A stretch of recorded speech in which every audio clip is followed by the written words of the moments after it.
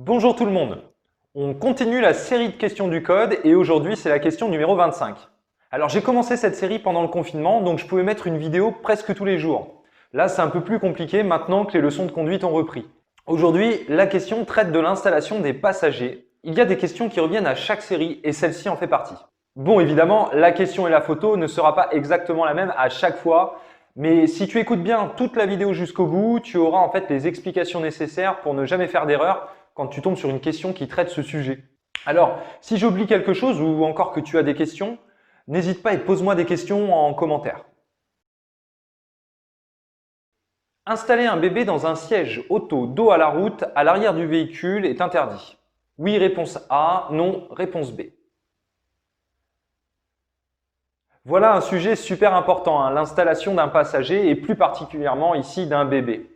Commençons par définir les différents sièges auto. Tu te doutes bien qu'un rehausseur ne va pas convenir à un bébé de 3 mois. En tout cas, les enfants de moins de 10 ans doivent être installés à l'arrière du véhicule, sauf évidemment s'il y a des enfants plus jeunes qui sont déjà installés à l'arrière ou si par exemple tu as une camionnette et qu'il n'y a tout simplement pas de place à l'arrière.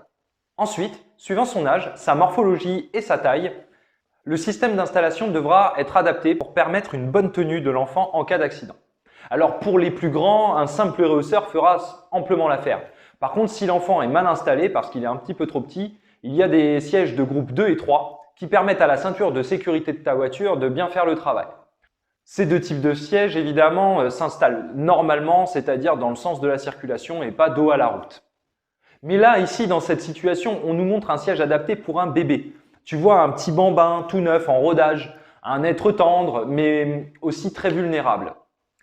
En fait, les enfants sont vulnérables, les bébés sont vulnérables. Pourquoi? Parce qu'ils n'ont pas encore les muscles nécessaires pour pouvoir bien se tenir. Donc pour les petits, les trop choux, là, les trop mignons, il faut installer ce qu'on appelle un cosy. Et s'il est un peu plus grand, il y a des sièges bébés de groupe 1 qui sont un peu plus adaptés. Et alors ces sièges-là, il faut les installer dos à la route. D'accord? Et cela aussi bien à l'avant du véhicule qu'à l'arrière du véhicule. Alors soit avec un sanglage de la ceinture, soit grâce au système Isofix que tu peux retrouver sur la plupart des voitures modernes. Comme tu peux le voir ici dans la vidéo, un bébé installé face à la route est mal retenu et risque d'être grièvement blessé. En revanche, quand il est dos à la route, le siège va convenablement le retenir et ça va lui éviter bien des blessures. Donc ici, la réponse est B, non, ce n'est pas interdit de mettre un siège auto dos à la route.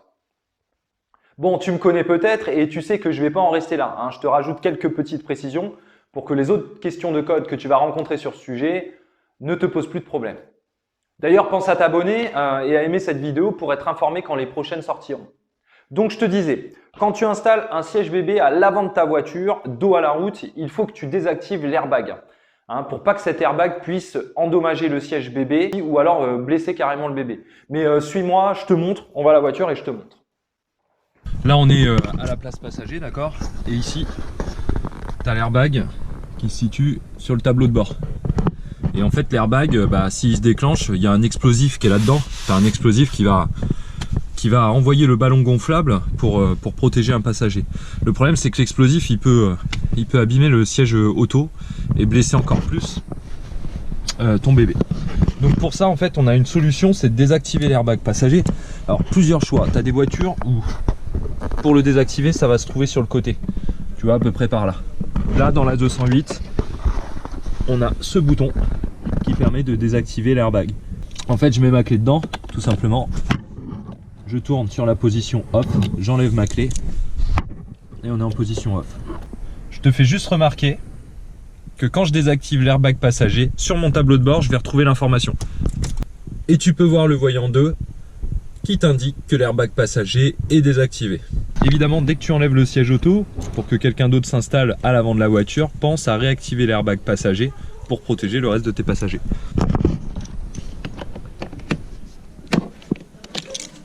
Il est sur on, l'airbag fonctionne. Alors idéalement, les enfants doivent sortir de la voiture du côté trottoir. Alors le mieux, si tu n'as qu'un seul enfant à installer, c'est de l'installer du côté droit de ta voiture. Ensuite, pour éviter qu'il fasse un truc idiot, tu mets la sécurité enfant. Là, c'est pareil, suis-moi, on va à la voiture et je vais te montrer ça. Bon, je commence par te montrer la sécurité enfant. C'est quoi la sécurité enfant? Donc regarde, tout simplement, tu ouvres ta portière, à l'arrière évidemment.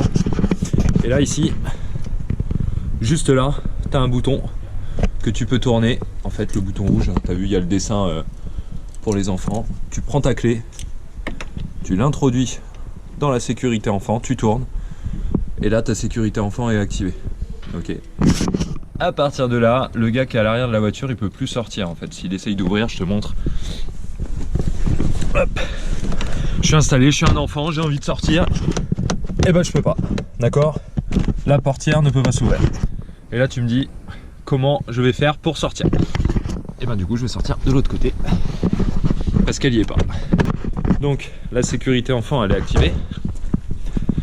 Mais quand même, tu pourras ouvrir ta porte depuis l'extérieur. Bon, bah t'as vu, ça évite en fait à l'enfant d'ouvrir la portière.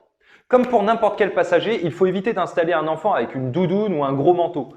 Mate le bout de vidéo que je te montre et tu comprendras qu'il y a une grande différence quand on est installé sans blouson. Allez, dernière chose. Quand tu installes un ou plusieurs enfants dans ta voiture, rien ne doit te distraire, d'accord? Ils peuvent être bruyants, jouer, qu'importe. Ta concentration pour lire et analyser la route doit être en permanence au maximum. Aussi, il est bien de prévoir des occupations pour eux, comme de la lecture, des jeux ou pourquoi pas une tablette. L'important est qu'ils restent bien attachés à l'arrière. Ramasser une tétine, donner un biberon pendant que tu conduis, c'est un acte assez dangereux. Donc s'il y a besoin, tu t'arrêtes sur le côté dès que tu peux et tu fais le nécessaire. Voilà l'ami, je t'ai donné ici des éléments qui vont te permettre de répondre comme il faut aux questions qui concernent le sujet de l'installation des enfants. Alors sois attentif aux questions quand elles sont posées et aux termes qui sont utilisés dedans. Continue évidemment à t'entraîner au code. Et puis on se dit à très vite sur YouTube, sur les réseaux sociaux ou en leçon de conduite. Salut!